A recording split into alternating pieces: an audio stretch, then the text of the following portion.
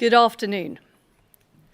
My conviction that this country needs to go for growth is rooted in my personal experience. I know what it's like to grow up somewhere that isn't feeling the benefits of growth.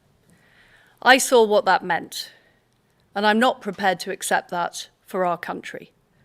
I want a country where people can get good jobs, new businesses can set up, and families can afford an even better life. That's why, from day one, I've been ambitious for growth. Since the 2008 financial crisis, the potential of this great country has been held back by persistently weak growth.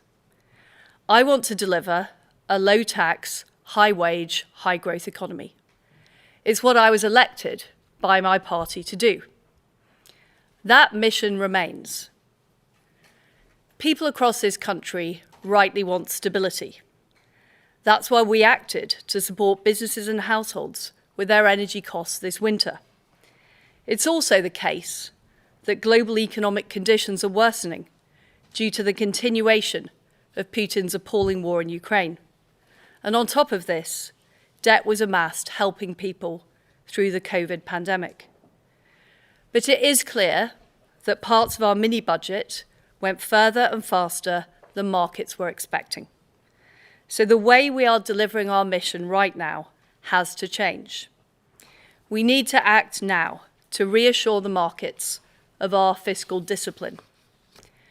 I have therefore decided to keep the increase in corporation tax that was planned by the previous government.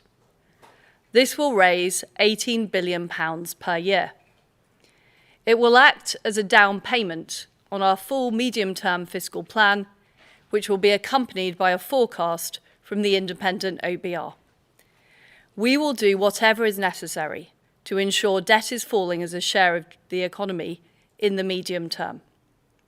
We will control the size of the state to ensure that taxpayers' money is always well spent. Our public sector will become more efficient to deliver world-class services for the British people. And spending will grow less rapidly than previously planned. I met the former Chancellor earlier today. I was incredibly sorry to lose him. He is a great friend, and he shares my vision to set this country on the path to growth. Today, I have asked Jeremy Hunt to become the new Chancellor. He's one of the most experienced and widely respected government ministers and parliamentarians, and he shares my convictions and ambitions for our country. He will deliver the medium-term fiscal plan at the end of this month. He will see through the support we are providing to help families and businesses, including our energy price guarantee that's protecting people from higher energy bills this winter. And he will drive our mission to go for growth, including taking forward the supply-side reforms that our country needs. We owe it to the next generation to improve our economic performance, to deliver higher wages, new jobs, and better public services, and to ease the burden of debt. I have acted decisively today because my priority is ensuring our country's economic stability. As Prime Minister, I will always act in the national interest. This is always my first consideration. I want to be honest. This is difficult, but we will get through this storm, and we will deliver the strong and sustained growth that can transform the prosperity of our country for generations to come. I'll now take questions. Can I start with Ben Riley-Smith, Telegraph? Thank you, Prime Minister. Clearly a difficult day. Can you explain to the public why you think you should remain as Prime Minister, given you junked a key tax cut that led you to be elected and got rid of your Chancellor? I'm absolutely determined to see through what I have promised, to deliver a higher growth, more prosperous United Kingdom, to see us through the storm we face. We've already delivered the energy price guarantee, making sure people aren't facing huge bills this winter. But it was right, in the face of the issues that we had, that I acted decisively to ensure that we have economic stability, because that is vitally important to people and businesses right across our country.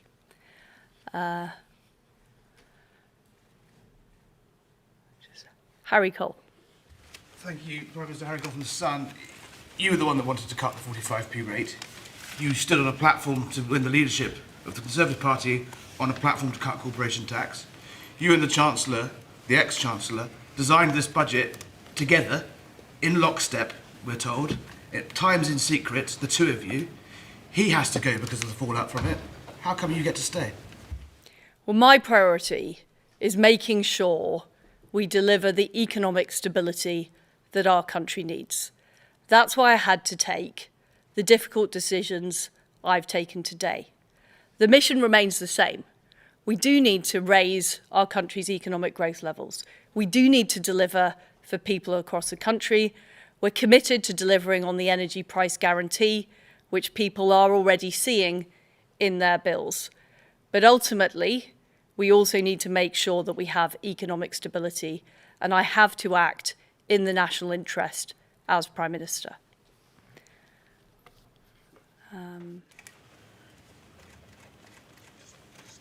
Chris Mason, BBC. Excuse the bluntness, Prime Minister, but given everything that has happened, what credibility do you have to continue governing? What I've done today is made sure that we have economic stability in this country. Jeremy Hunt, as Chancellor, is somebody who shares my desire for a high-growth, low-tax economy. But we recognise, because of current market issues, we have to deliver the mission in a different way. And that's what we are absolutely committed to do, achieving that stability at what is a very difficult time globally. Robert Peston. Prime Minister, the former Tory Chancellor, Philip Hammond, has just said that you have totally trashed the Tory party's election-winning reputation for economic competence. Will you apologise to your party?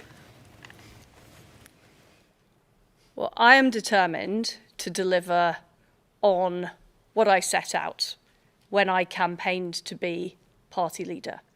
We need to have a high-growth economy, but we have to recognise that we are facing very difficult issues as a country.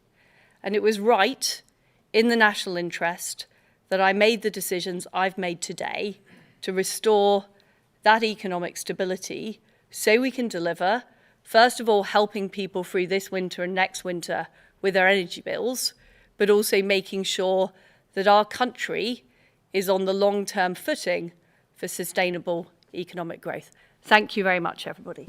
Prime Minister, aren't you going to say sorry?